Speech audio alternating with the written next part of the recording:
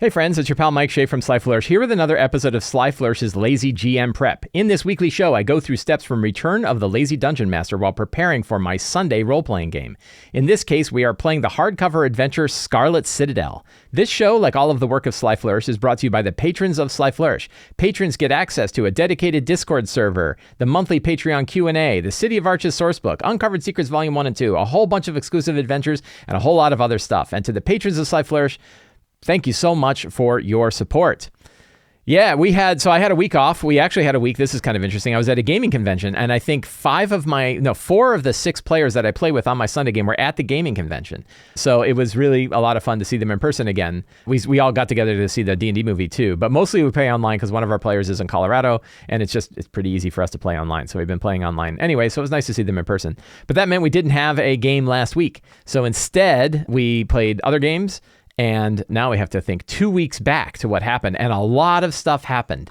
So we are a good ways in. I think we got 2 chapters left of Scarlet Citadel. We're like 2.5 chapters left of Scarlet Citadel. They are in level 4, which is the Bat Caves. It's where all the Darrow are doing interesting things, where we are going to do a fun situation that's very much like a Fistful of Dollars / Yojimbo Sanjuro sort of thing, where the characters come in. There are 2 opposing groups that are sort of fighting against each other. They're sort of stuck in a stalemate, and the characters get involved with who they're going to deal with on either side.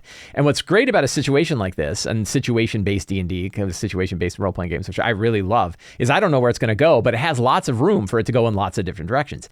And it did. In this case, there are 2 groups of Darrow. One of them are heavy worshippers of Camazotz, the bat god, the demon prince of bats. And you have what I'm referring to as the Acid Queen, another Darrow who is experimenting with the strange plant life and mushrooms in the area, and has used it not just to hallucinate about other worlds, but actually sort of bridge into other worlds. And which is a really neat concept in its own. It's a brew so potent it actually does take you to another world. And they have been kind of at war with each other. These 2 groups have been going off on one another, but neither of them, they both hate Morta the Debased, who's the ruler over she's second in command to Gellert the Gruesome, who's kind of running all these terrible experiments in Scarlet Citadel, and they're desperately afraid of her. And so the characters ran into the first one, the Camazotz one, and immediately took a heavy dislike of him. And that was interesting to play through. They fought in a really hard battle. They really got kind of beat up, and I think they were kind of mad that they got beat up so much. And the fun bit was that they ended up wiping him out. He died. I wouldn't say they killed him. It turned out he was killed by one of his own guys. They used some deception and managed to get him killed. And now that means the other side's already won, and they haven't even met her yet. So that's kind of an interesting approach to this. I'm going to start off by generating a new session planning template. As always, I am using Notion to do my campaign planning. If you want to learn more about using Notion to do campaign planning, you can find a link down in the show notes below. And so I'm going to generate a new session planning template, which builds a new template for the session, as it says. And today's date is 14 May, Sunday, Scarlet Citadel. Let's talk more about what happened, because it was really fun. So the characters came down. We're gonna look at Owlbear Rodeo down here. Owlbear Rodeo is the VTT that I'm using. So they came down into this area here. Does my mouse cursor show up when I do it? Yeah, it does. And they knew that there were a bunch of Darrow here. So they came out into this big open area. Ignore this demon out of space for a moment. And there was just packed with Darrow, and there was an image of Camazotz themselves, Camazotz, the demon prince of bats. And Camazotz was like, "Come closer, let's have a look at you." And a couple of the characters were like, "Okay." And then he's like, "You know what? I think you're wanting, kill them." And all the Darrow attacked, and they're fighting the Darrow. And they realized that Camazotz isn't doing anything. And they, I think, eventually figured out, oh wait, Camazotz is a big illusion. So they killed a bunch of Darrow, but a couple of them dropped a couple of them dropped during the battle. They did not die, but they did drop. And they wiped out the other Darrow. And then finally Camazotz says, "Okay, stop. You have proven yourselves to be loyal. Come and speak to my avatar. Come and speak to my speaker in the main room." And the character was like, "Arr." And they figured out Camazotz is an illusion, right? And so they went back to this chamber here, and a couple of anti-paladins, Overin and Alabek, followed them to the area. But Malarkey, I think a couple of them, Malarkey used her potion of demutation, diminution, to become really small and slide through, and then started pretending to be Camazotz. And the head, the speaker here, was the one pretending to be Camazotz, and he got confused, and he said, like, slay this hypocrite who is claiming to be me. And the anti-paladins are like, oh my god, it really is Camazotz. Like, we've been following this guy. The anti-paladins knew that the speaker that was here was pretending to be Camazotz. So then when they thought they were hearing actual Camazotz, one of them just murdered the speaker, killed him on the spot. And then the Camazotz said, now meditate upon my might for the next 7 days. And they're like, do we get food and water? And like, every 4 days you may have food and water. And they're like, I mean, it might be kind of boring. And they're like, 5 days with food and water. Like, okay, we should shut up now. So these two anti-paladins are going to sit here wasting away thinking that they're meditating upon thoughts, which is really fun. While the rest of the characters then kind of looted the thing. They took a rest. I think they took a long rest in here because they were pretty wiped out. And during the long rest, other Darrow raided all the rest of the stuff that the speaker had and took all his stuff. And many of them defected over to the other Darrow, who's over on this side that we haven't yet seen. I think that's going to be today's adventure is going to be focused on that. So it was a really fun deception. It was fun for me. Like, I didn't need to have, this is kind of here's sort of a tip. This is sort of a moderate to advanced DMing tip. The idea that you always expect a battle to occur, and that when you have a boss, the boss needs to be fought in combat and everybody has to use their combat stuff. And that if they come up with a crafty way, like pretending to be Camazotz when the other guy was pretending to be Camazotz, and convincing the anti-paladins that you're actually Camazotz, and the anti-paladin kills the main guy, that's kind of fun, right? It's kind of fun to have that happen. It's fun for the players. It's fun for you. You didn't know it was going to occur. It could be really cool. So that is, not hanging on too tight to the idea that everything has to happen in battle. There are lots of ways to have big battles, and you don't necessarily have to have a big boss. Sometimes there will be a big boss, and sometimes you're going to expect a fight, but sometimes it's more fun, especially for like the pacing of the game and the interest in things, for the boss to get killed in weird ways that you weren't expecting. They get eaten by something else. I ran an adventure yesterday where one of the main bosses was eaten by a space whale. And it was like they went from 163 hit points to 0 because they got eaten by a space whale.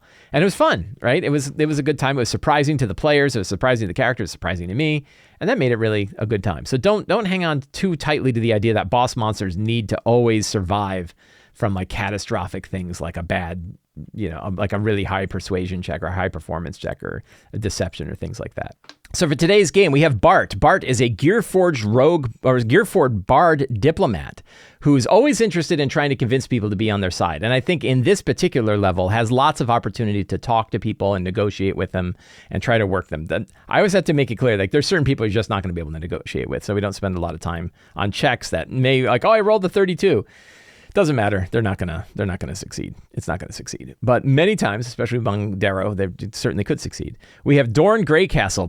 Dorn Greycastle is a shade fighter sorcerer, former adventurer whose soul inhabits the body of someone named Potter, a human named Potter.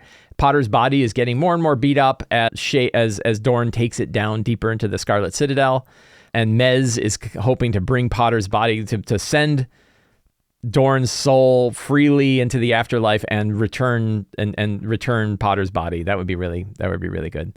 Garble is a mushroom folk rogue far traveler. Garble is trying to find a new home, and I think Garble is going to have the best opportunity to recognize the power of these mushrooms, and did so because when we get to the strong start, I've got a really strong start where they sort of willed a creature into existence. We have Mez, the frost elf fighter parfumier. He is very interested, both a dealer in dealing with like plant life and herbology and things like that, but also mostly in preparing people's bodies and spirits for transfer to the afterlife. Malarkey will not be there today. Skrink Skibbers is a rat folk wizard occultist sacrificed upon the altar in Zobek to some terrible god, and was returned by the Weird Weaver to break the chains that are binding the Weird Weaver to the Scarlet Citadel. The Weird Weaver being this god of randomness, not exactly of chaos because that sounds bad, but randomness. And Skrink is here along with everybody else to try to break these chains. They broke 2 of the 4 chains that are binding the Weird Weaver to Scarlet Citadel. So our strong start today. And at the end of the last session, they were wandering around and they wandered into this cave. And there's all these crazy glowing mushrooms, and the mushroom spore sort of got around, and I said, like, the whole world goes gray. They all kind of smelled some of this spore. The world goes gray, and a demon out of space turns and looks at the characters and turns and attacks, right? So the idea is that there is sort of a parallel world here in Scarlet Citadel, and if you ingest the mushrooms, you kind of rotate to this parallel world. Now, the interesting thing is, while you're in the parallel world, so one important point about being in and out of the parallel world is that Immorta, who's one of the bosses they want to beat, is immortal. She has done something to herself that made herself impervious in the mortal world, but is vulnerable in the parallel world.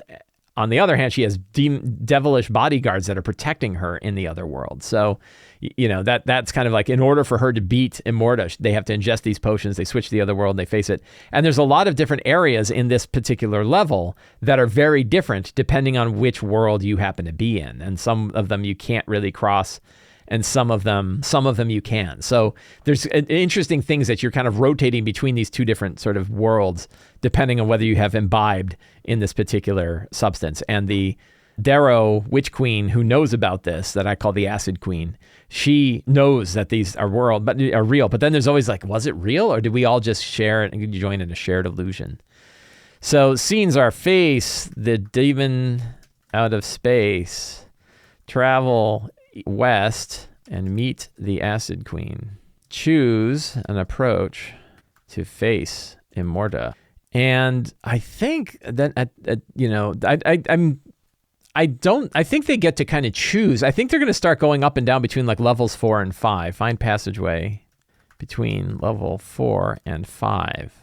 And their goals are to defeat, I think there's 4 anchors for the 3rd icosahedron. I'm doing like subquests of subquests. And they have to defeat the 4 anchors. This is a secret, right? I think this is a secret from that I've had in another game. Why don't we find out? I'm pretty sure I had the secret already. Let's look through the secrets. The water in the southeast corners of Decay also well-maintained, proper acidity levels and whatnot. I think I did describe that. I don't think they're going to run into the that's in there. Guildsphere and his followers are Fandanic worshippers. Kamazats, yes. Kamazats of being in pure savagery, yes. Recently, Kamazats stole the fire, blah, blah, blah. Didn't matter. Kregurom has thrown aside her worship of Kamazats and now believes there are multiple parallel worlds to explore. She's imbibing in strange brew to see and explore these worlds. We're going to keep that. Kregurom and Guildsphere fear Immorta the Debased. Both wish her dead, but not as much as they wish the dead of the other Darrow Lord, but that's already happened.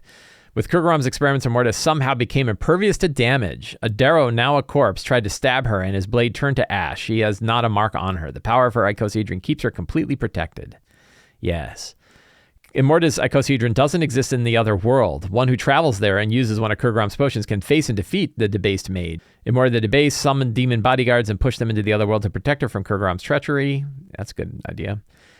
This is the big one. Immorta's icosahedron requires the removal of several powerful entities lurking in the Black River, including Shogoth, Anchor of the Third icosahedron, Lagfell, the Chained Thing, and Immorta the Debased. So these are all good secrets. So we're going to keep these and move them here. But it's this last one, I think. Whoops. It's this last one we're going to move up front. So that gives us 1, 2, 3, 4, 5, 6 secrets already. I think another secret is with Guildsphere dead, Kregurom now has the upper hand with the remaining Darrow. She's thankful for this.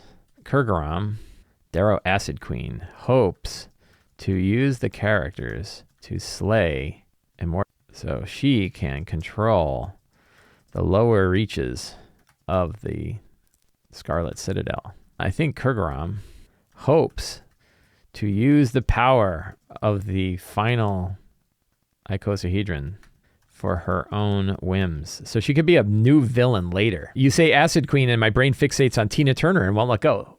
Exactly. What do you think my archetype is? Tina Turner, I think, would make an excellent Acid Queen. That's an old, what's that? Tommy, right? The movie Tommy. And I need one final secret. What is another secret that they could learn? I think it's important to reinforce this, that the Black River, a tributary of the River Styx, is twisted. They know this very clearly. Is twisted by the the chaos, by the binding of the Weird Weaver. No souls will find safe passage in their waters. Hey, my mom is here. Hi, Mom. Happy Mother's Day. Everybody's wishing Happy Mother's Day to my mom. Yay. Fun times. I think those are good enough secrets for right now. We'll see if we come back with any other secrets. Fantastic locations we don't have to worry about. We are going to look through the book itself, but the nice thing is we don't have to do it. And then we see my new trick. And my new trick was to create these, to have NPCs automatically flagged so that I don't have to fill out the NPCs. I know which NPCs we're already having. And then instead, I go through and kind of look here and say, okay, well, which of these are not likely to come up again? So an example is Alabec and Oberon. They could still deal with them, so I'm going to keep them. Gilsphere, I'm going to keep Gilsphere's. I don't know if I need Gilsphere anymore. I think we're going to dump Gilsphere from current because he's dead.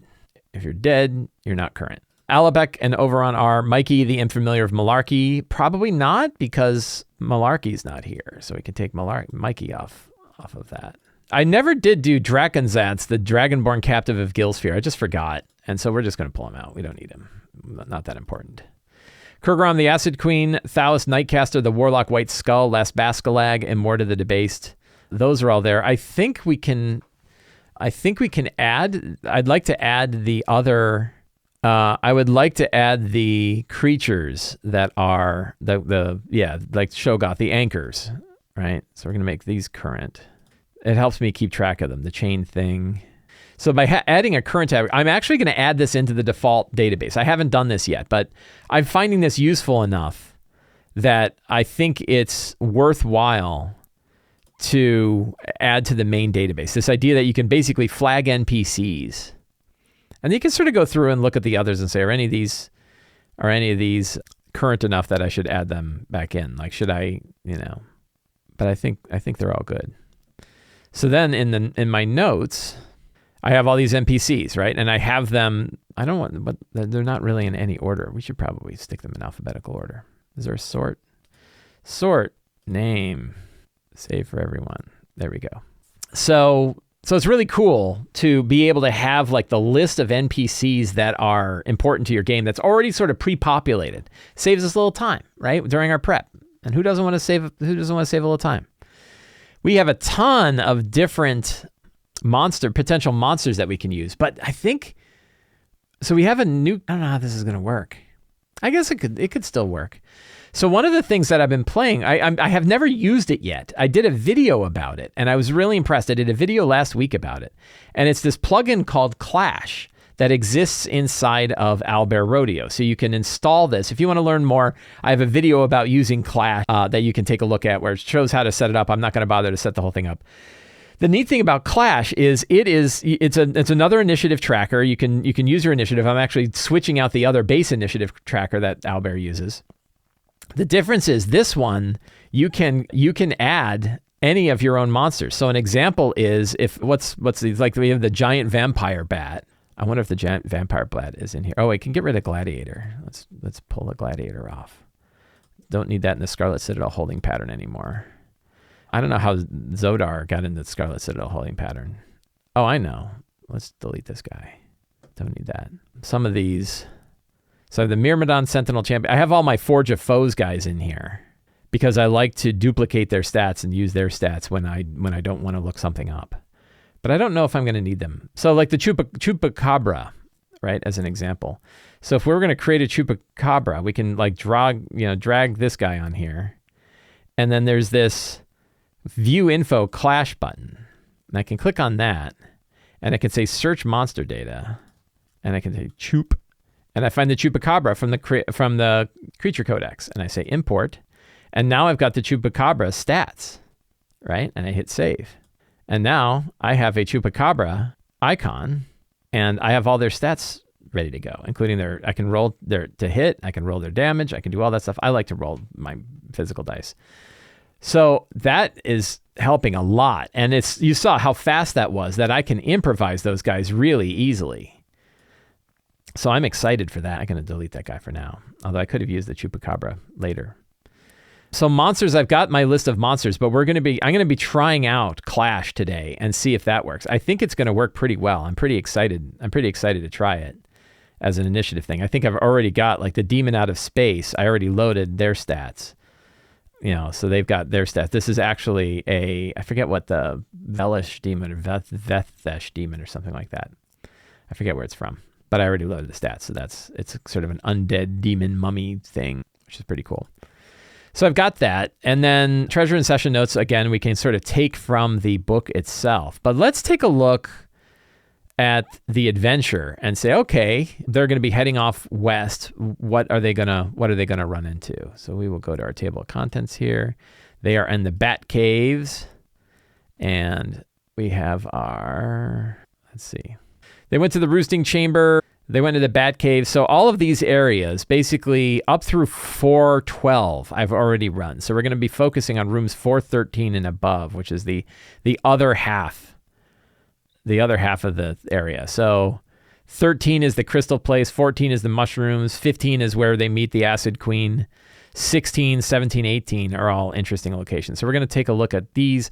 I think this is mostly where they're going to be. Now, I guess there are So one interesting point is it doesn't look like there's any connections in this part of the dungeon to the Black River.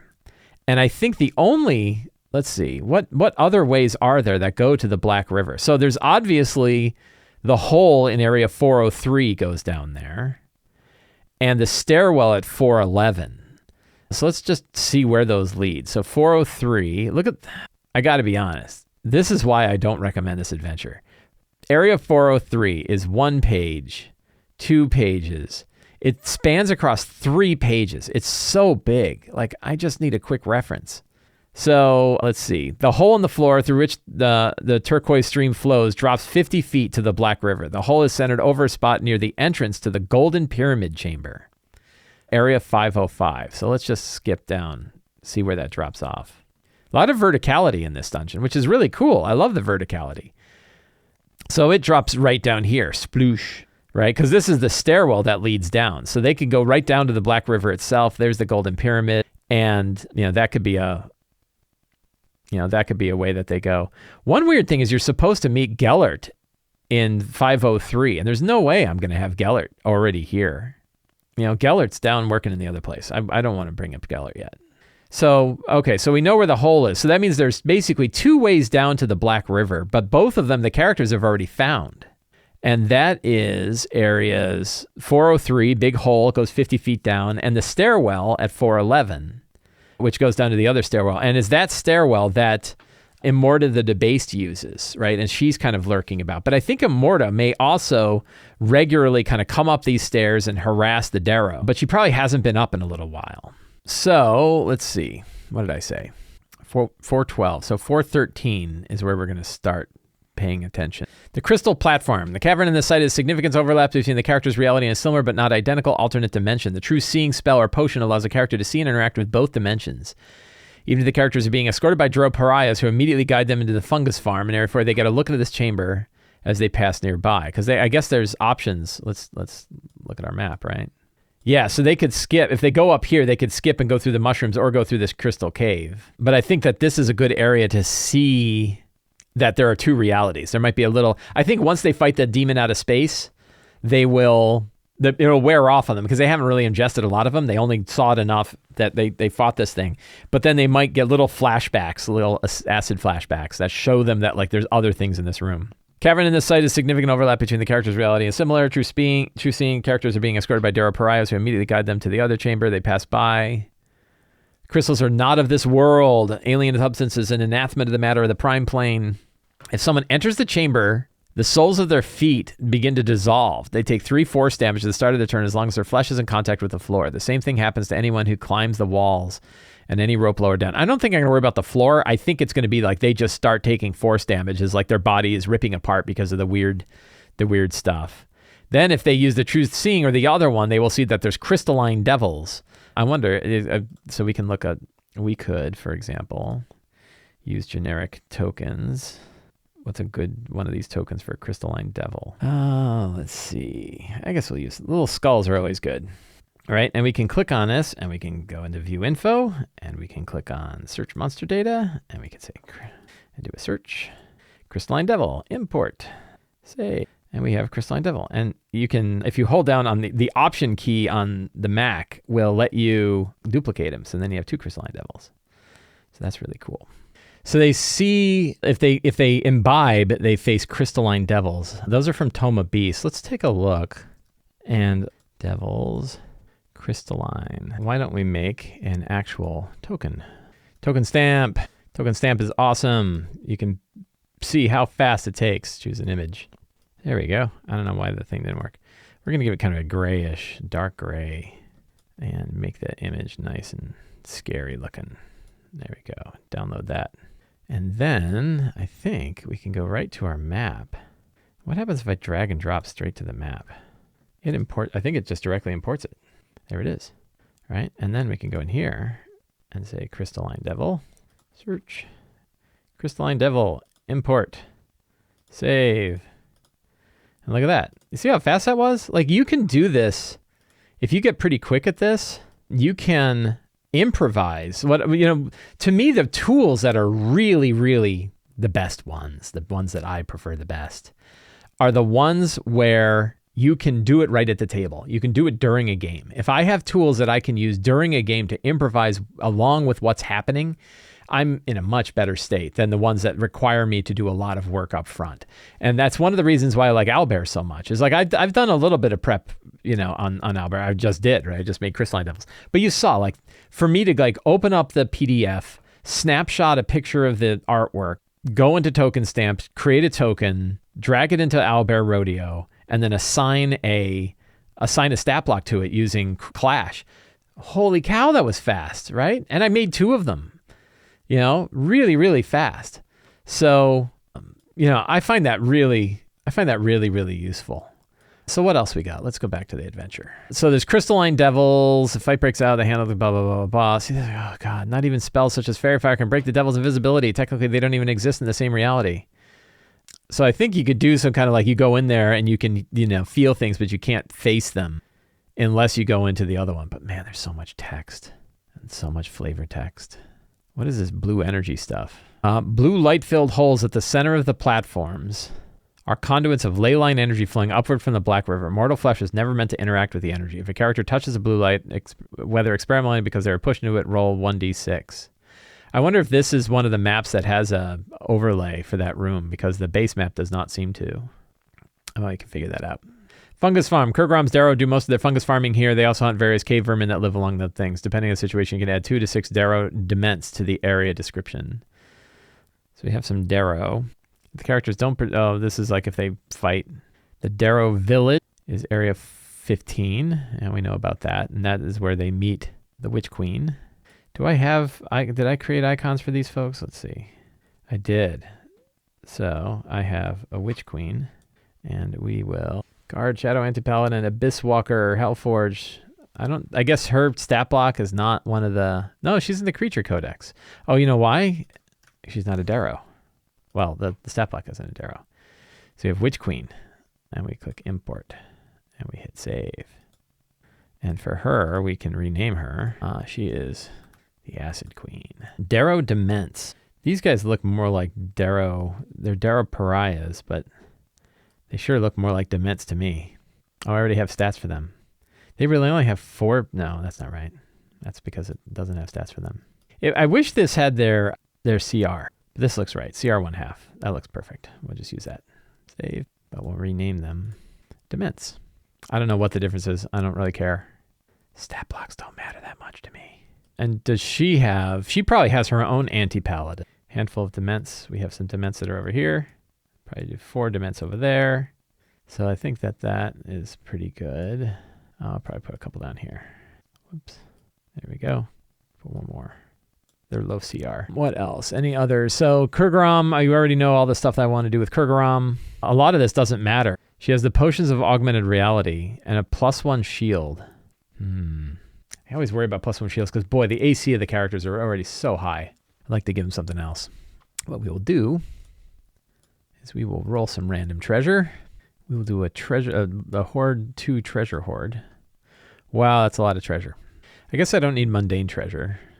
Let's do an uncommon magic item. Cursed Shadowy Stone of Good Luck. I like that. That's pretty cool.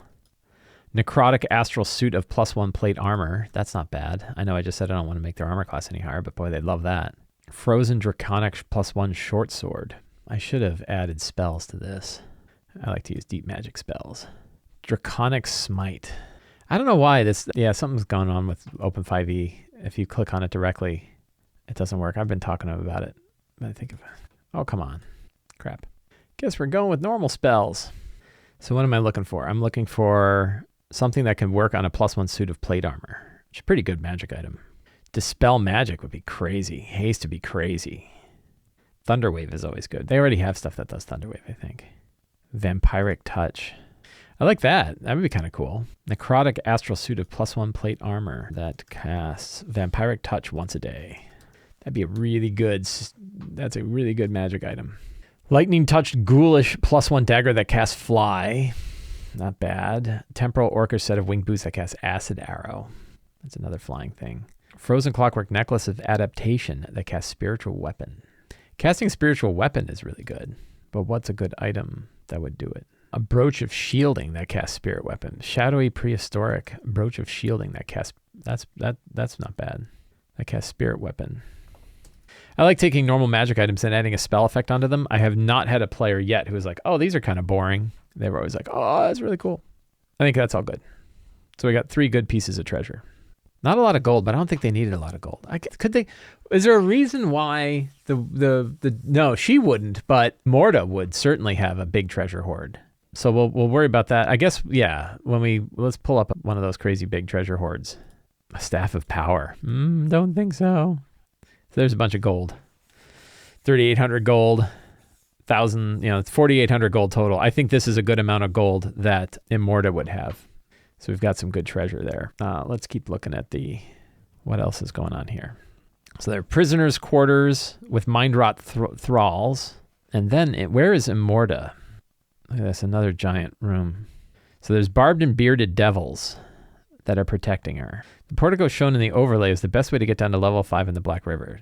The portico and stairs reside in the parallel reality. They don't exist in Midgard. Only characters under the effect of potions of augmented reality. Let's take a look at the alternate map. I think this is the alternate reality one. Yeah. So that one shows what that room looks like. And I guess, so that only exists in the other realm. That's interesting, right? If we look at the other map, it doesn't exist, but it does exist in the other realm. Interesting. That is cool. I think I probably will switch to the other room. Portico and the stairs reside in the parallel reality. Character without the potion can be guided along by someone else because the passage doesn't exist for them. They slam into the cavern wall. So I guess this is where they would fight Immorta. Let's take a look at Immorta, and we'll consider her stats. So, because I'm probably gonna. Why do I even bother looking at her stats? I'm almost certainly gonna just make up my own.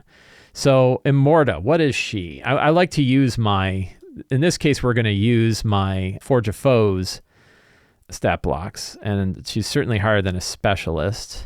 CR7 for the Myrmidon, but I think probably Sentinel is CR11. I think she is probably 4 attacks, +9 to hit, 18 damage each. That's a lot of damage. That's pretty hard. I think she could do 3. So I think we're going to do this. So we're going to duplicate the Sentinel, and I have just used one of my Forge of Foes monsters and made a new Immorta the Debased stat block. I don't think I have an Immorta the Debased icon, so we'll just snapshot that. Go to token stamp, choose an image, and blow it up, make it nice and sinister. We'll do red. That looks good. There she is. I think what we'll do is go to the token here. Let's see, I've got to edit tokens. There we go. So now I've got an icon for Immorta the Debased. Now stat-wise, I don't have a stat sheet for her. So I'll just fill in one. I'm just going to use the one that I've got in my own sheet. I'm not going to bother to fill in all those stats. And we got Barb Devils and stuff, but those are all SRD, so that'll be easy to come up with. So I'm not going to worry about that right now. So they face Immorta the Debased here. All this text. Magic Skull. What does this do? 15-foot skull, circle and teleportation. Yeah, some summon braziers. This is where, I don't know if we're going to do a whole lot here, but this is where, like, look at all this stuff, man. Oh, God. There's so much writing. I don't have time to read all this. I'm busy. I got things to do. It's a summoning circle. And I think that Les Bascalac will know about it. But I don't think there's any, like, advantage in summoning all these things, right? You can, like, get burned by psychic damage and stuff. But I don't know that there's any other advantage to this. Immorta's Chamber, that's where we'll put her treasure. It's certainly guarded with a glyph of warding. It already says it is. DC 14, I think we'll up that saving throw. And that's basically it. So I think we're all set for today. I think I've got plenty to do and plenty to figure out. So I think we're going to call it over there. Call it all done. Friends, I want to thank all of you for hanging out with me today while I prepared for my Scarlet Citadel game. If you enjoyed this show, please consider subscribing to the Sly Flourish newsletter. You'll get a weekly RPG-related email sent directly to your inbox along with a free Adventure Generator PDF. You can also support me directly on Patreon, where you get access to all kinds of exclusive Patreon features for Sly Flourish and help me put on shows like this. And you can pick up any of my books at the Sly Flourish bookstore, including Return of the Lazy Dungeon Master, the Lazy DM's Workbook, and the Lazy DM's Companion. Links for all of those are down in the show notes below. Thank you all so much. Have a great day and get out there and play an RPG.